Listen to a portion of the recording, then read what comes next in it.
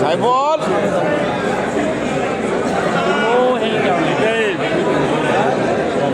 ছবি উপাস থেকে তুলছো সাইবল ভালো ছবি তুল।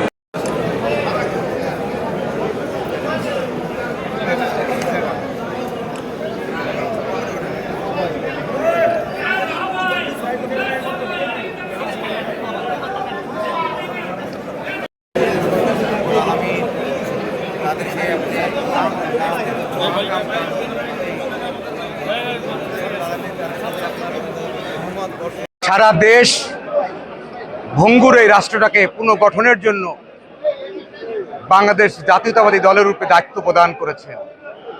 আমরা বাংলাদেশ জাতীয়তাবাদী দলের সকল সদস্যরা বাংলাদেশের সাধারণ মানুষের খাদেম হয়ে বেঁচে থাকতে চাই।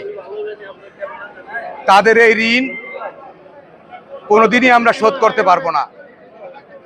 এই ভঙ্গুর রাষ্ট্রটাকে আমাদের চেয়ারম্যান জনাব তারেক রহমানের নেতৃত্বে একটি নূতন বাংলাদেশ গড়ার প্রত্যয়ে আমরা এগিয়ে যাব। আজকের এই শপথের মাধ্যমে আজকে সারা বাংলাদেশের দায়িত্ব বাংলাদেশ জাতীয়তাবাদী দলের উপর অর্পিত হয়েছে।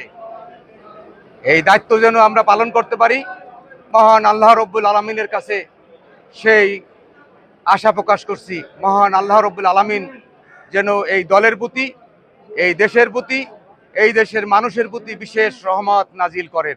আমিন। খোদা হাফেজ। বাংলাদেশ জিন্দাবাদ। বাংলাদেশ জাতীয়তাবাদী দল জিন্দাবাদ। আসসালামু আলাইকুম।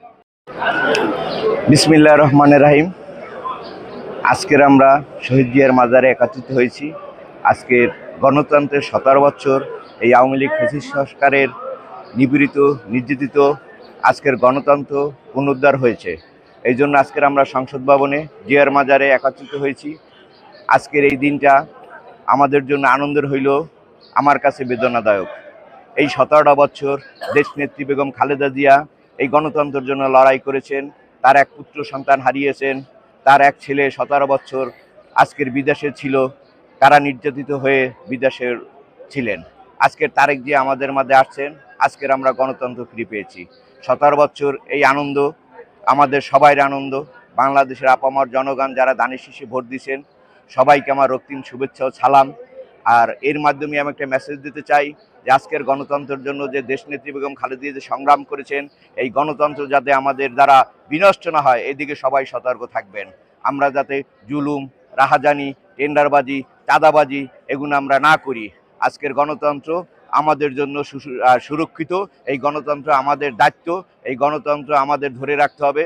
তারেক জিয়াকে সামনে নিয়ে যেতে হলে, এই গণতন্ত্র পুনরুদ্ধার করতে হলে এই বলে আমি আমার সংক্ষিপ্ত বক্তব্য শেষ করছি। আসসালামু আলাইকুম।